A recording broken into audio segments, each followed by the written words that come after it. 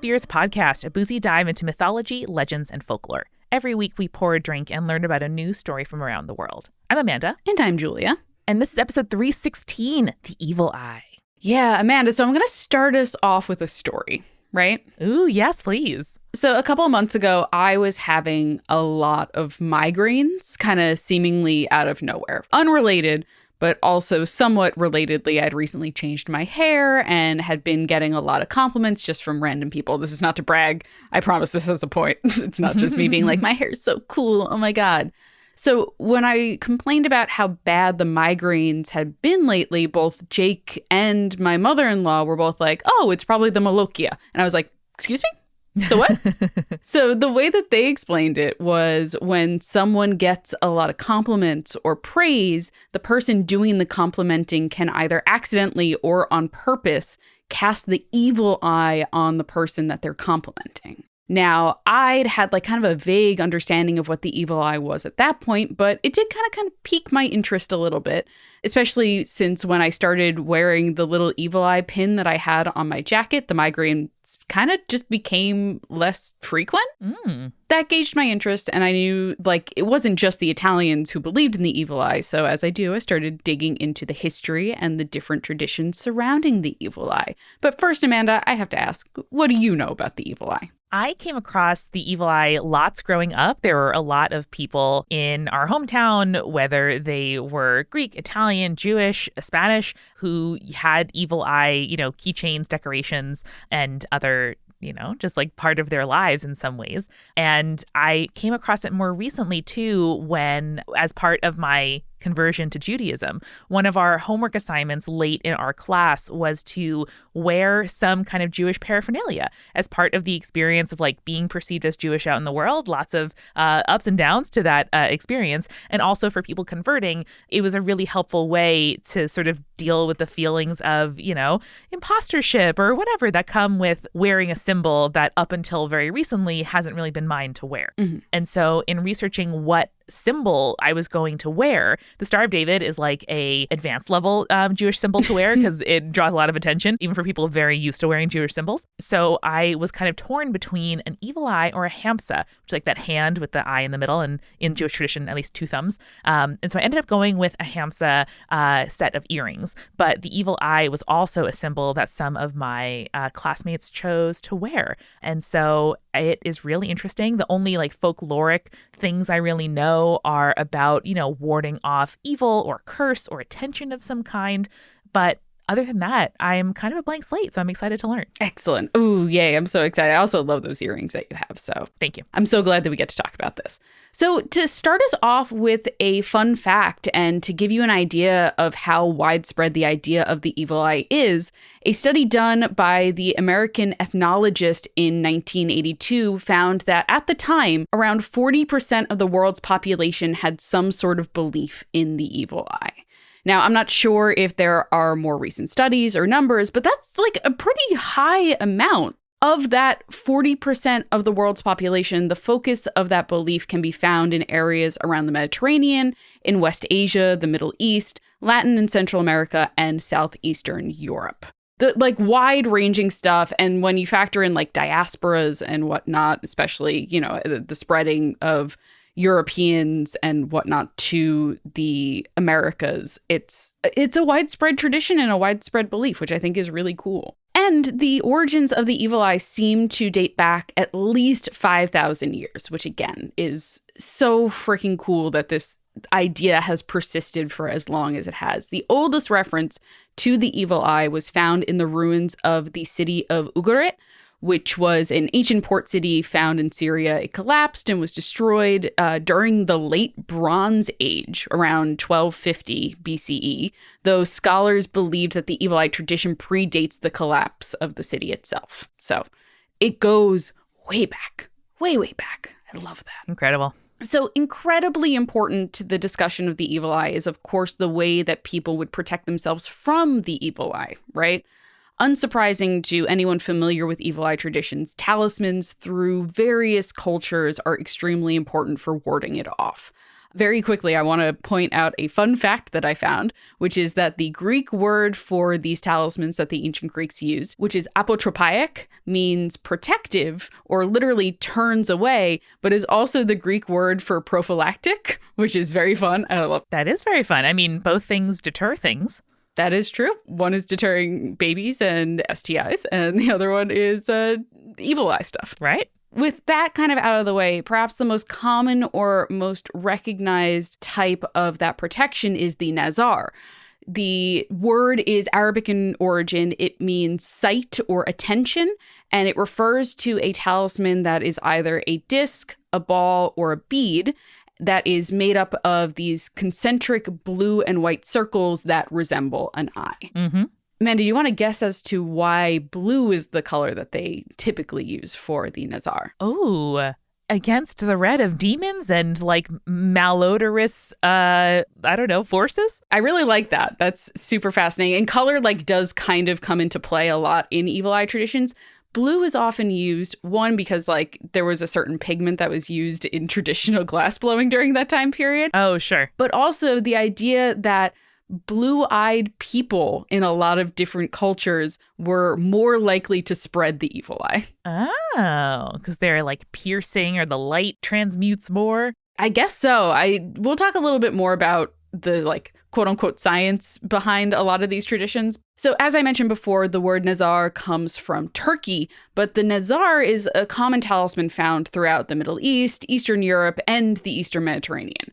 The logic behind the eye-shaped amulet is interestingly used alongside the phrase an eye for an eye, not in the Code of Hammurabi way, but in the idea that only an eye can be used to protect the recipient from the evil eye gaze. That makes sense. Yeah, of course. And it's also very early medicine, the idea of a little bit of the poison can help counteract the disease or something to that effect. So it totally makes sense that an eye would counteract an evil eye.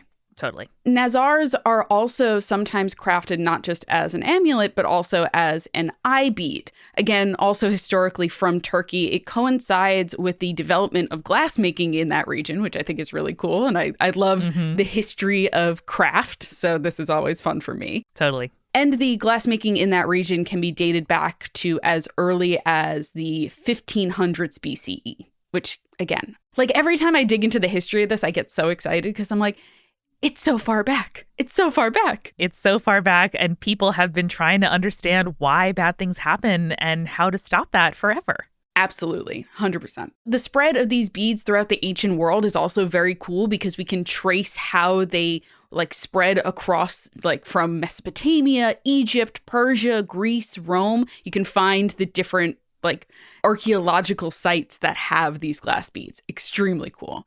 Commonly, they were also found on boats and on homes. So the idea that the staring eyes could bend the malicious gaze back on the caster, which would mean they could ward away the bad luck and the energy away from places and vessels. Very cool. I'm sure this is a tough topic to research because the answer is means most things to many people. But I always love when we find a symbol that serves a real utility for most people. And there's lots of stuff in common, which I think is very cool. Absolutely. I mean, that's really why I like this kind of stuff. And we'll talk about it at the end. But the idea that not even pervasive isn't the right word for it. It's just this idea, again, of spirits as a whole is we all want answers to this story. So we keep telling the same stories, even if we're not interacting with each other at all. Mm-hmm.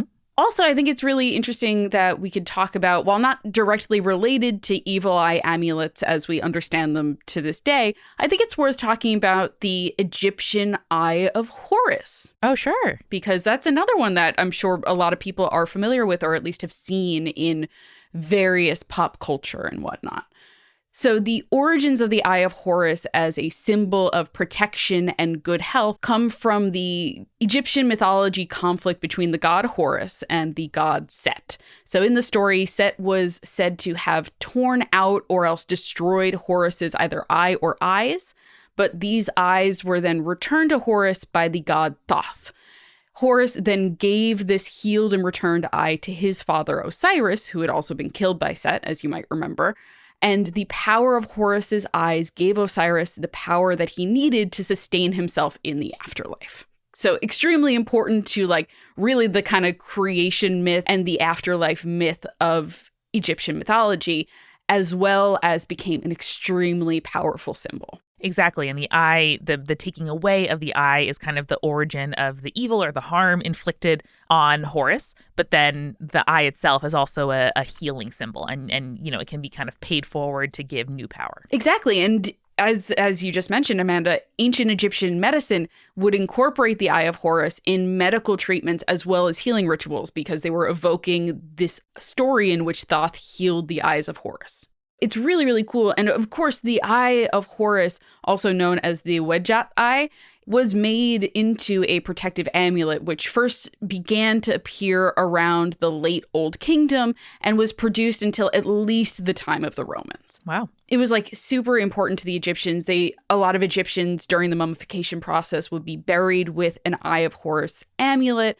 At first, it would just be placed on the chest of the mummy, but then later practices, it would be laid over the incision in the body where the internal organs were removed for the mummification process. Again, sure, kind of evoking this healing that was really, really important to them. Makes total sense. And especially that bridge to the afterlife. Of course, because Horus and Osiris were connected due to Horus's gift of the Eye of Horus to Osiris. You're nailing it. As always. Good symbol, ancient Egyptians. Good symbol, ancient Egypt. We'd love it. We'd love to see it. I know they really need my approval, but they have it. So, of course, while there is that connection to the afterlife and Osiris and Horus, these weren't just used in the mummification process. It could be worn as an amulet during life as well, of course. It was painted, again, on the bows of boats to protect them. Sometimes even incorporated into tattoos, which we've seen on the bodies of mummies that we have discovered.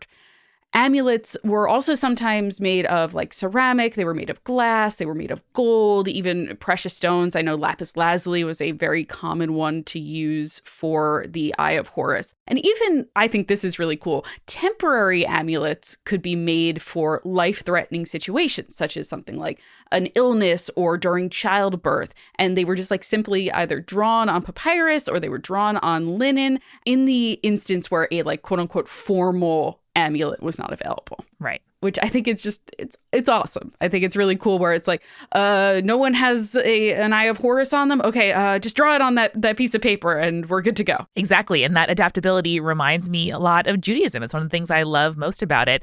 And in talking and reading a little bit about the evil eye in Judaism, it is not just amulets that can help protect us, which are totally in that Turkish style of the Nazar, but also people used things like herbs and nails and horseshoes and gold. In some cases, they wore coral necklaces because the color red was seen as being anti-evil. Again, so much of culture and so much of Judaism specifically, it's about the principle of the thing and adapting to the stuff you have around you because the stuff that we used to have is not the stuff that we have now. Yeah. And in saying that, Amanda, I totally recognize a couple of other traditions that use similar things. So again, the crossover is so important. And I'm not sure if this is what the chicken and the egg situation here is, because I know that adaptability is an extremely important part of Judaism. So I'm not sure if they got the coral from somewhere else or they were collecting coral while living in this particular place. But I was ooh, coral, that's one that I recognize. Yeah. And I mean,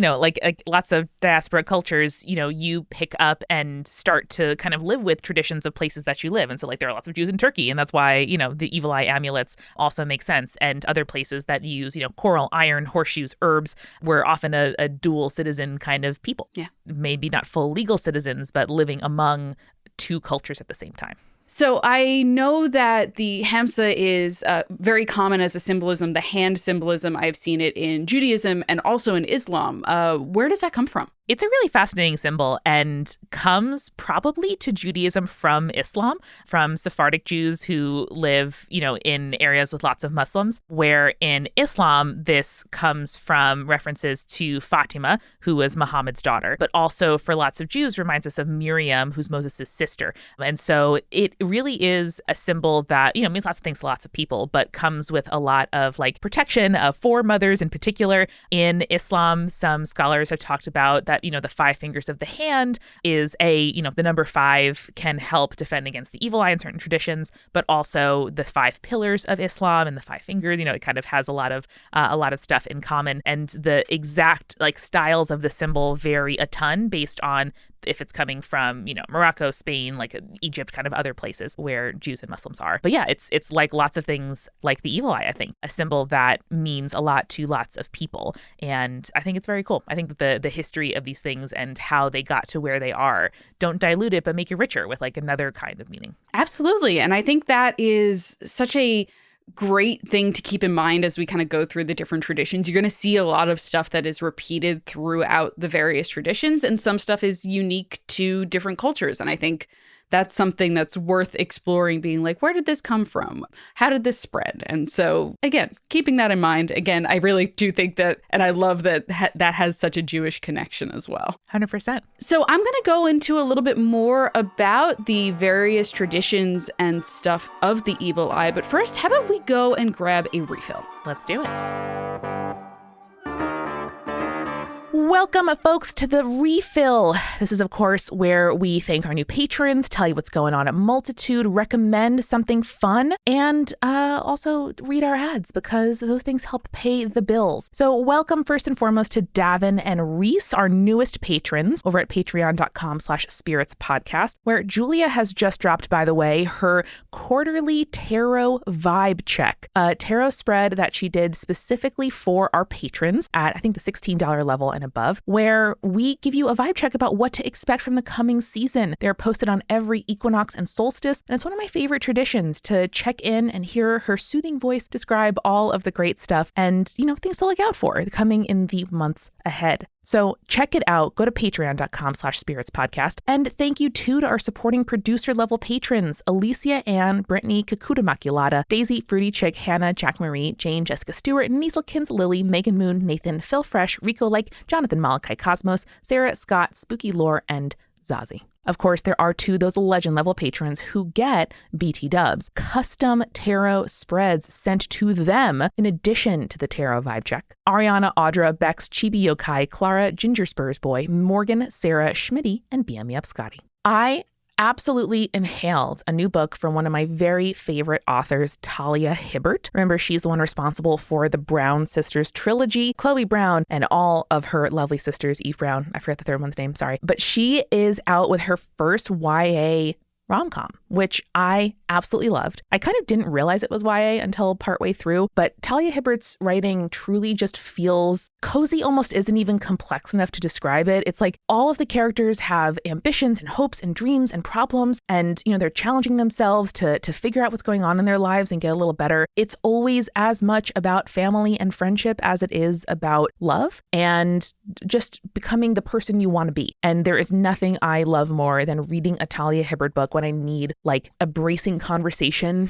and then a big hug from a friend. So her newest book is called Highly Suspicious and Unfairly Cute. It comes out next week as you're listening to this. So you can get a link to pre-order it now at spiritspodcast.com/books. It was also a very exciting end to the year over here at Multitude offices because Pale Blue Pod, our newest member show, was in the frickin' New Yorker. Not a big deal. No, it was a huge deal. All of us absolutely stoked about it. And we're having our parents who subscribe to the New Yorker either like grab it for us or go to newsstands because we're so freaking proud of them. Pale Blue Pod is, of course, an astronomy podcast for people who are overwhelmed by the universe but want to be its friend. Astrophysicist and, of course, friend of the show, Dr. Moya McTeer, and comedian Corinne Caputo, who you may or may not be hearing on an upcoming episode of Spirits. You will. She's great. She's really funny. I love her. Demystify space one topic at a time with open eyes, open arms, and open mouths from so much laughing and also jaw-dropping. A lot of the reaction to the show so far has been like, oh my God, I was really kind of scared /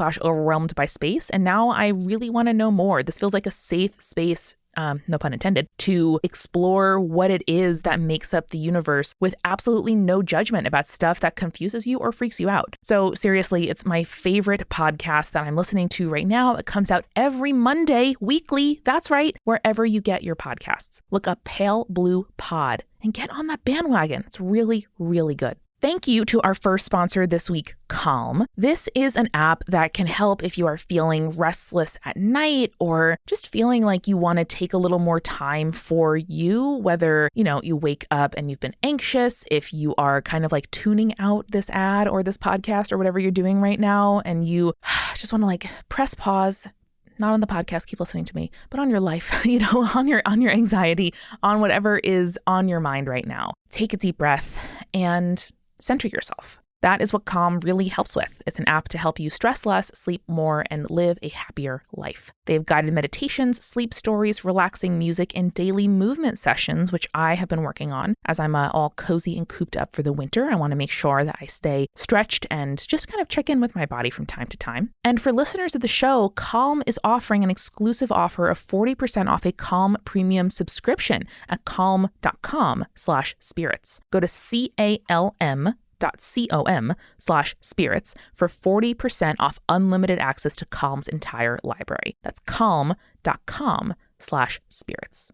Guys, I had a dilemma recently where my dad has a girlfriend who I think is fabulous, and I was getting her a Christmas present for the first time. And I'm like, oh God, I don't want to mess this up. Like, what do I get? What do you get the girlfriend or boyfriend of a parent? Like, it is a thing I've never faced before. And so I thought, you know what she would really like? My dad's girlfriend is like Lorelai Gilmore in the best possible way. And so I got her a shaker and spoon subscription. These are our longtime friends, one of the longest sponsors and partners of the show, and they make subscription cocktail boxes. They send you all the ingredients and teach you all the skills you need to mix up bar quality cocktails from recipes designed by award-winning mixologists, all while exposing you to new flavors, new techniques, new combinations, and exposing a real range of what each spirit can do. It's between $50 and $59 per month. You can skip or cancel anytime or just gift a subscription or a single box to somebody you care about. And what they do is, again, send you all the stuff you need. You pick up one bottle of that month's spirit, and then all of the cocktails are designed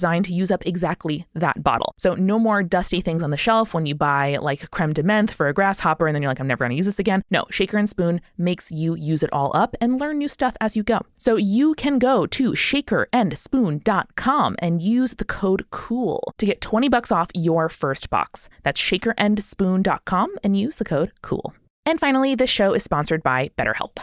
If there is a time where you wished that your life came with a user manual with some instructions or some guidance about how the hell we're supposed to do this and get through life and figure out what we're doing and make ourselves better and set boundaries and like live in the world, it's really challenging. And we sometimes need support to do that. And I know I have been taking advantage of therapy since I was in college, but you know what? It was a lot easier to access in college than it is as an adult. The college health center had appointments you could just go to. It was right nearby. They always had a counselor available to take appointments. And I didn't realize how convenient that was because as an adult, finding somebody near me who takes my insurance, who I vibe with, who is accepting new patients is an absolute horror show, especially when you're already in a spot where you're feeling like you need extra support. It's just a huge hassle on top of it all. And so when I was looking for a new therapist a few years ago, I really appreciated that BetterHelp was a way for me to talk to somebody right away. If I didn't click with them, I was able to switch therapists without even, having a big conversation about it and like breaking up with your therapist. You can just click a button and switch. It's very, very convenient and affordable, which is why I was able to do it when I couldn't afford an in-person therapist. As the world's largest therapy service, BetterHelp has matched 3 million people with professionally licensed and vetted therapists, available 100% online. Plus, it's affordable. Just fill out a brief questionnaire to match with the therapist. If things aren't clicking, you can easily switch to a new therapist anytime. It couldn't be simpler. No waiting rooms, no traffic, no endless searching for the right therapist. Learn more and save 10% off your first month at betterhelp.com/spirits. That's BetterHelp, HELP.com/spirits. And now, let's get back to the show. So, Amanda, for this cocktail, I actually found a New Zealand bar that does their version of a sapphire martini, but it is also an evil eye. It's so beautiful. It is gorgeous. So the key to this, of course, is going to be blue curacao. It's also going to include gin and some lemon juice, a little bit of sugar, and then you take a little bit of the blue on the top to create the smaller blue eye. It'll foam up really nice to create the white background and then a little bit more of the blue. And then you just drop a little coffee bean in the middle and it looks like a Nazar. Julia, it's so cute. I can't get over it. It's so beautiful. I have to make these next time you are here. So we'll have to do that. So pretty. Amanda, unsurprisingly, I am going to talk about classic Greeks, naturally. Let's do it. They were all very prolific in their writings about the evil eye. Hesiod, Plato, Plutarch, Pliny the Elder, just to name a few, all wrote about the evil eye in their works. Plutarch, for example, in his Symposium, tried to even scientifically explain how the evil eye worked. And again, this is ancient Greek science, so this is going to be maybe not accurate to science we have today. They were guessing their very best. Plutarch believed that eyes were the source of quote-unquote deadly rays that sprung up like poisoned darts from the inner recesses of a person possessing the evil eye.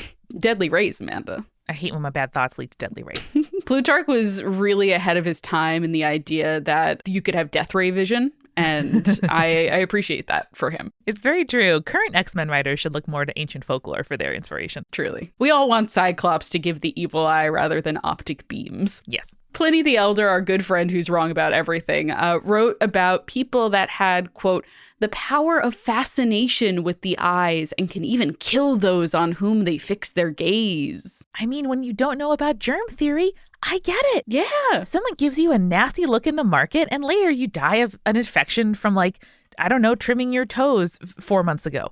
Yeah, of course. So it was that guy it was definitely the guy in the market who also coughed on you, but that's besides the point. We all cough, Julia. We're all coughing constantly. It's BCE, yeah. We're all constantly coughing. Also, Helidorius of Emesa wrote, quote, when anyone looks at what is excellent with an envious eye, he fills the surrounding atmosphere with a pernicious quality and transmits his own envenomed exhalations into whatever is nearest to him. Honestly, that's the closest to germ theory I think the Greeks are going to get. Yeah, I know. That's not 100% wrong. Yeah, no, it's not totally wrong. It's like this guy is giving off bad vibes and he is polluting the area around him. And now everyone around him is sick. There you go. Yeah. And he's probably just miserable because he's also sick and he's infecting everyone around him. I hate it. The Greeks and Romans also believed that the evil eye could affect not only humans, but animals and livestock as well.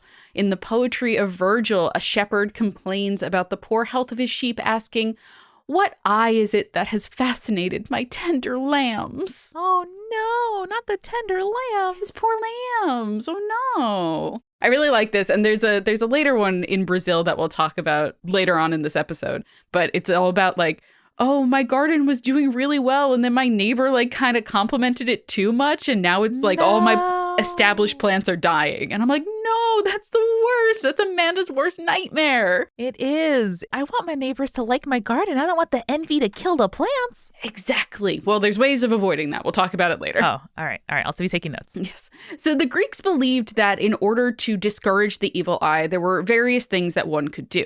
At one point, a grasshopper talisman was placed in the Acropolis of Athens as protection from the evil eye, for example. Cute. The Greeks also believed that dressing boys in girls' clothing could help avert the evil eye, which I think is interesting and also reminds me of the fact that we used to dress Victorian boy children up in girls' clothing. I'm like, I don't remember culturally why that is, but in some mind, I'm connecting those two dots. I don't know if they actually connect or not, but in my mind, I'm connecting them. Yeah, I think that, excessive gendering of color and style, it makes no sense if we shouldn't do it. I can imagine there's something around maybe confusing the gaze, right? Trying to redirect it or disguise the target, something along those lines, but also let everyone wear whatever clothes they want. Yeah, of course. I also think the idea, too, that a lot of traditions believe that children in particular are very susceptible of getting the evil eye. Oh my God, that's such a cute baby. And they're like, no, don't compliment my baby that much because then he's going to get sick or something. Sure. So maybe it was the idea of if you put a boy in girls' clothing, he wouldn't receive as many compliments because boys get more compliments than girls do in Greek tradition. Yeah, or boys are more highly prized. And so disguising them, as a lesser gender might help avert that attention. Yes, not our beliefs. Ancient Greeks Not our beliefs, but perhaps ancient Greece's. The idea of spitting in the folds of clothes was also said to help avoid the evil eye as well. The Romans turned to phallic charms to use against the evil eye because naturally, of course, they would. They would sometimes be worn as pendants or as finger rings, but more often appeared carved into buildings, included in mosaics, and also, interestingly, made into wind chimes that were known as tintinnabula. Right on. Which I think is one, a great word, and two, the idea of phallic wind chimes makes me laugh hysterically. Also, these Roman phallic representations, they would sometimes be depicted as ejaculating towards the evil eye in order to attack it. Oh, sure. I have a lot of guesses and speculation, but I'm gonna think about those privately with my cocktail later. We're just gonna let you all sit with that and think about that for a second, and then we'll move on. Cool. Tying this belief, which was like a genuine belief and in the Greeks' mind a scientific belief, to mythological beliefs around eyes, I would be remiss not to at least mention the story of the Gorgons and Medusa, who famously could turn a man into stone simply by meeting his gaze. During the Odyssey, Homer writes how Athena afflicted Odysseus with something called nisosis, which was described as literally translated to an itching eye, which gave his eye kind of an unpleasant appearance, but also changed his appearance enough that he would not be recognized when returning to Ithaca. I mean, sounds uncomfortable, but also, a lot of like misdirection and disguising happening, which, is a rich text for folklore. Exactly. You know what would have been more uncomfortable for him, Amanda? Getting murdered when he returned to his home. Yeah. All in all, this is better. Yes. And then, of course, Greek and Roman gods were often associated or described as clouding the eyes of heroes, or else like lifting the mist from their eyes so that they can continue fighting. There was a lot of like just imagery of eyes and the gods being connected to them in Greek and Roman mythology, of course. Totally. And, eyes are so often associated with like the gods, having a view of us, and the gods being up on a mountain or up in the clouds, or being even, omni-seeing, like, right, like seeing everything, and omnipotent, or what's the other word that we use omni for gods? Omnipresent. Yes, omnipresent. Thank you. The gods see all, and sometimes we wish they don't. And sometimes we say, like, you saw that, why aren't you doing something about it? And so there's so much symbolism with eyes that it makes total sense why it is so deeply and fully tied to like your fate. Absolutely. I mean, it's just like, gosh, I fucking love mythology. That's how I feel every time. I'm like, yeah, you're right. You're absolutely right. Yeah. I love mythology. A lot of traditions about the evil eye, as we've talked about before, are brought about without malice or not on purpose, but rather kind of just expressing appreciation for beauty or acknowledging accomplishments, right? So the concept of the evil eye and protection from such is like super important, as you were talking about before, to Islamic traditions as well. So according to Azhar Hamid Kamar, in his essay, The Concept of the Evil and the Evil Eye in Islam and Islamic Faith Healing Traditions, quote, a verse from the Quran is a worldwide spoken Islamic phrase, masha'Allah, used to appreciate or praise anything or anyone. The Muslims believe that saying masha'Allah, which means whatever Allah wishes will come to pass, protects one from the evil eye, end quote. So basically, this idea is that rather than appreciating, for example, someone's beauty and saying that out loud, invoking Allah's blessing upon the object or the person being admired will help to protect them from the evil eye instead. I think that makes total sense. Yeah, it's basically a way of making sure that you are not accidentally putting the evil eye on someone. Because again, a lot of these traditions believe that people don't do it on purpose. People just do it accidentally because they're like, oh, I'm like somewhat envious of how beautiful you are, or your accomplishments or whatnot. Totally. Super like that. In India, there is the drishti, or as well, it's also known as the nazar, as it is in Turkey, when referring to the evil eye. Babies, who are, as in many traditions, often most susceptible to the effects of the evil eye, are often adorned with black eyeliner, which is known as a kajal, because the black color around the eye is said to ward off the evil eye. Right on. Again, this idea of color and eye imagery intercepting this evil eye is, again, very common throughout all of these traditions, which I love. I'm also loving the mental image of a bunch of babies with cool eyeliner. I love it. Yeah, it's probably adorable. And I just want to see all the babies. It's like, how you see a lot of like Catholic babies get their ears pierced very early on. The idea of like a baby with eyeliner also totally appeals to me. Me too. Additionally, often a amulet or a pendant is made out of the baby's umbilical cord, which is said to protect from the evil eye as well. Away from babies, but instead for households or individuals, various ingredients could be used for protecting from the evil eye as well. Rock salt is one, green or red chilies, lemons, chief among them. When left outside of homes, either in piles or in lines, it is said to ward away the evil eye from the family that resides there. Nice. And also, I'm sure it makes your house smell nice. Oh my gosh, yes. Just like the idea of like lemon salt all through my house smells delicious. I love it. Oh, yeah. I have to talk about Italian beliefs because those are probably the ones that I'm most familiar with. And of course, is what kind of got me started here on this journey through the evil eye, right? Yeah. Unlike most of the traditions that we've talked about, which mainly use this kind of eye imagery for protecting against the evil eye, the Italians famously use an amulet which is known as the cornicello, or the little horn. Little horn. So it is a horn-shaped, or in some eyes, chili pepper-shaped amulet that I'm sure plenty of people have seen before and people often refer to as the Italian horn. Oh, for sure. I just thought Italians really like peppers, but that makes a lot more sense. No, it's actually a horn, and it's interesting kind of where it comes from. But like also, as you can imagine, it is vaguely phallic shaped. Sure. And so it is also used not only to prevent the evil eye, but also to promote fertility. But mainly it is used and worn to protect against the evil eye, which I mentioned before is called the malocchia. Yeah. And I mean, listen, there are few things in the world that people have bigger feelings about than fertility and having kids. And so it makes all the sense in the world to me that there is a lot wrapped up in the evil eye around miscarriage, around fertility, around babies, because society gives it a ton of importance and people feel a lot of feelings about them. Absolutely. And I mean, those are things that we have been experiencing since we were people. Exactly. You know what I mean? As a whole, humanity has always dealt with those things. So, of course, we want to find ways of preventing them or telling ourselves that we're preventing them naturally. Yeah. The use and the wearing of the cornicello is mainly a Southern Italian thing, which is why you see a lot of it in the Italian diaspora here in the United States, because a lot of the Italians came from Sicily or South Italy and then came to America. But it also can be tied back to some Greek and Roman mythology. I've seen some people tie it to the cornucopia of Zeus, for example, to Priapus, who's a fertility god who's known for his big dick. Yep. And Venus, since the cornicello is sometimes made out of red coral, which is tied to the love goddess. And nice. Apparently also the hamsa, which makes me so excited. Yeah, Mediterranean Jews were like, seems like against badness. And so let me make my kids a little coral necklace. And I'm sure it also look cute. Also, coral, really cute. Yeah. Great material to use for jewelry making. We love it. We love it. So Italians also have like a name for a wielder of the evil eye, because the Italians also believe it's not just like, oh, you're not doing it on purpose. It's not malicious. Sometimes there are people who use it maliciously.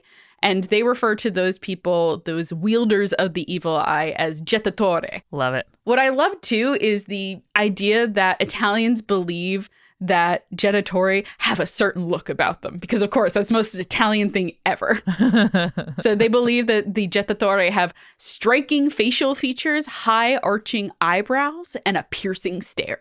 Oh, wow. Yeah, that's so Italian. I can't even. Yeah.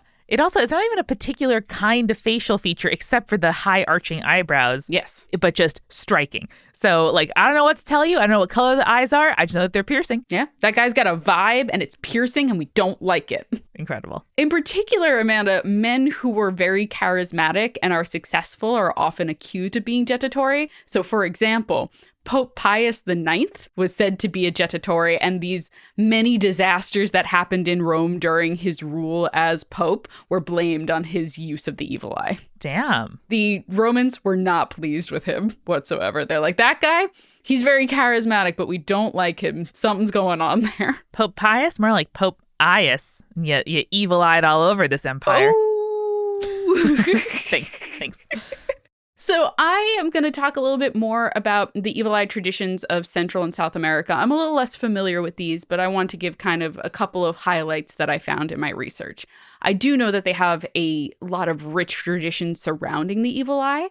In Brazil, the envy over things like attractive hair, romantic success, family harmony, and even, as I mentioned before, well-tended to gardens could lead to mal olhado, or the act of giving a bad look, is what that directly translates to. That's mal ojo, baby. Yeah, baby. One of my favorite ones is the idea that well-behaved children, especially boys, who then start to act out as teenagers, were said to be victims of this from other parents who were jealous that their children were not as well-behaved. Sure. Yeah, it's not teenage hormones and my kid growing away from me and eventually living somewhere else. It is definitely the evil eye. My sweet boy, he would never do this. It must be the evil eye. That felt very Italian to me. It's like, oh, my sweet baby. No, he would never. Exactly. Specific plants planted in gardens could help keep the evil eye at bay, amulets as well. Also, the use of mirrors on the door of your home, either inside or outside. So, Amanda, if you're worried about your gardens and your neighbors like giving you the evil eye because they think your garden is going too strong, just put a mirror on your door and you're all set. Yeah. So that when the sun hits it at a certain angle, it will blind them and teach them not to look enviously upon my garden. How dare they? Or it'll just reflect the evil eye back onto them. It's perfect. Yeah, that's true. Maybe little birds will look at their reflections and that'd be cute.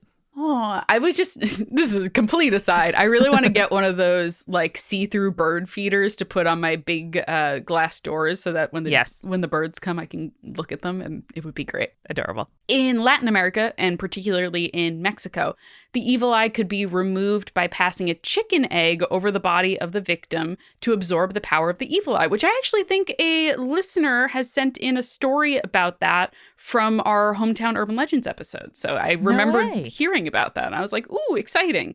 So basically the idea is that the egg would absorb the information and then you would either crack it and then leave it under someone's bed or under their pillow, like in a glass.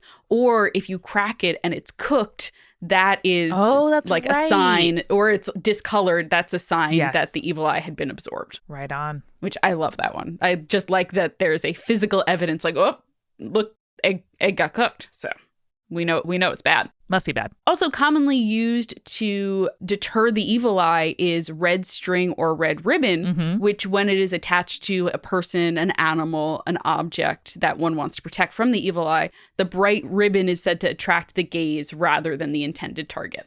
Yeah, and some people who practice Kabbalah, a Jewish tradition, which is like in text and also a thing that you know about from Madonna, it's a whole thing, will tie a red ribbon around a baby's wrist as for the exact same thing. Again, attract not the attention of the baby, but rather the attention of the red colored thing. Exactly. And again, that's the opposite of the blue thing, which I'm digging. Again, color. I feel like I'm just like, I want to talk about color theory now, but I'm not an artist, so I can't possibly do that. Listen. It could be a guest episode. Get in touch. It could be. There you go. And I mean, at the end of the day, Amanda, this is what I love most about the evil eye is that not only is it so widespread, but it's the fact that the beliefs have honestly not changed all that much over the centuries, right? So like while the ancient Egyptians and the ancient Turks were painting the evil eye on the bows of their ships, we're still doing something similar. Like you can literally find evil eyes painted on the sides of airplanes nowadays to protect them for their journeys. I didn't know that. It is still tradition around the world to gift evil eye tokens, or as you just said, to wrap ribbons or string around newborn babies so that they are protected just as they were over like 1,000 years ago. As I mentioned, it is such a widespread tradition that is both unique to the places that it is believed in, but also has this beautiful through line where it remains similar, right? Life is hard. And if we can just use a little something to help us get through our day without being deterred, why not? And I mean, that is a thing that we have been doing since humanity was humanity. And that's the best part about these traditions, about mythology, about folklore and traditional beliefs. And it's beautiful and wonderful. It makes me love mythology every time I learn about it. 100%. If you grew up with evil eye traditions, or if you still practice them, I would love to hear from you guys. You can email us at spiritspodcast@gmail.com or send a message through our contact form at spiritspodcast.com/contact. And I know that, like, for me, at least, I'm going to keep my evil eye pin on my jacket for the foreseeable future, just in case. I love it, Julia. So next time you see someone with a piercing gaze and think, evil eye? Remember, stay creepy. Stay cool. Spirits was created by Amanda McLaughlin, Julia Shaffini, and Eric Schneider, with music by Kevin MacLeod and visual design by Allison Wakeman. Keep up with all things creepy and cool by following us at Spirits Podcast on Twitter, Instagram, Facebook, and Tumblr. We also have all of our episode transcripts, guest appearances, and merch on our website, as well as a form to send us in your urban legends and your advice from folklore questions at spiritspodcast.com. Join our member community on Patreon, patreon.com/spiritspodcast, for all kinds of behind-the-scenes goodies. Just $1 gets you access to audio extras with so much more, like recipe cards, both alcoholic and non-alcoholic, for every single episode, director's commentaries, real physical gifts, and more. We are a founding member of Multitude, an independent podcast collective and production studio. If you like spirits, you will love the other shows that live on our website at multitude.productions. Above all else, if you liked what you heard today, please text one friend about us. That's the very best way to help keep us growing. Thanks for listening to Spirits. We'll see you next week. Bye.